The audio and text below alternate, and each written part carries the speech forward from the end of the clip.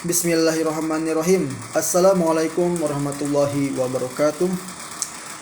Perkenalkan, kami dari kelompok yang akan mereview tentang tafsir Al-Quran di Indonesia, sejarah dan dinamikanya. Kami di sini mengambil dari jurnal Nun dengan volume 1 dan halaman 1 dengan pada tahun 2015 dengan penulis Islah Gusmian. Adapun nama yang akan review dari jurnal ini yaitu pertama ada Muhammad Aqrabul Farhan, ada Umil Aifi dan Atika Seruni, dan saya Fadilah Abu Fatah Kurniawan. Langsung saja ke sesi pembahasan yang akan dibahas oleh teman saya. Kepadanya dipersilahkan. Tujuan penelitian dalam artikel ini adalah untuk menjelaskan sejarah dan dinamika penulisan tafsir Al-Quran di Indonesia. Penelitian ini bertujuan untuk mengungkap keragaman basis identitas sosial penulis tafsir Al-Quran, latar belakang keilmuan, bahasa dan aksara yang digunakan dalam penulisan tafsir Al-Quran, serta produk penafsir Al-Quran di Indonesia. Selain itu, penelitian ini juga bertujuan untuk mengkaji kontestasi problem sosial politik yang terjadi pada saat penulisan tafsir Al-Quran di Indonesia. Subjek penelitian dalam artikel ini adalah sejarah dan dinamika penulisan tafsir Al-Quran di Indonesia. Fokus utama penelitian mencakup keragaman identitas sosial penulis tafsir, latar belakang keilmuan, bahasa dan aksara yang digunakan dalam penulisan tafsir Al-Quran, serta produk penafsir Al-Quran di Indonesia. Pada bagian ini, saya akan berusaha menjelaskan metode penelitian seperti apa yang digunakan dalam buku yang kami review. Metode penelitian tentu akan selalu ada ketika kita melakukan penelitian. Nah, di buku ini sendiri, metode penelitian yang digunakan tidak disebutkan secara eksplisit dan jelas.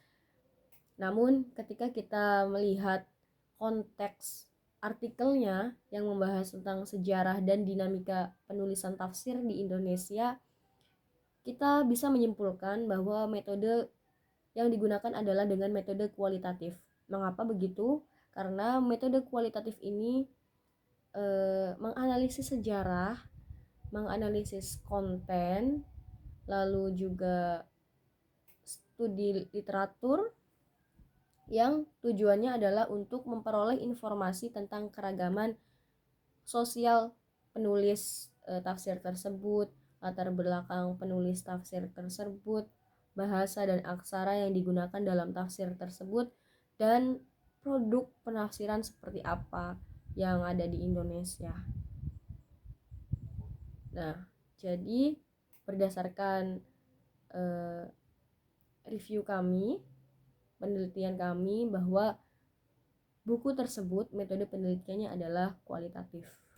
Hasil penelitian dari artikel ini mencakup beberapa temuan penting, antara lain yang pertama, keragaman basis identitas sosial penulis tafsir Al-Quran di Indonesia, mulai dari ulama, akademisi, sastrawan, hingga birokrat. Yang kedua, penggunaan beragam bahasa dan aksara dalam penulisan tafsir Al-Quran di Indonesia, termasuk bahasa dan aksara lokal seperti aksara Jawi, Pegon, dan Lontara. Yang ketiga, tafsir Al-Quran di Indonesia mengkontestasikan problem sosial politik yang terjadi pada saat penulisan tafsir tersebut. Yang keempat, adanya tren penulisan tafsir sebagai bentuk tugas akademisi, seperti halnya skripsi, terus juga tesis, dan disertasi yang dipengaruhi oleh pengaruh Quraisy Shihab. Nah, dan yang kelima, tema-tema yang diangkat dalam tafsir Al-Quran di Indonesia meliputi isu pembangunan ekonomi, lalu juga perempuan, etika, lingkungan hidup, dan kesehatan dalam perspektif Al-Quran. Sekian dari kami, kurang lebihnya mohon maaf. Wassalamualaikum warahmatullahi wabarakatuh.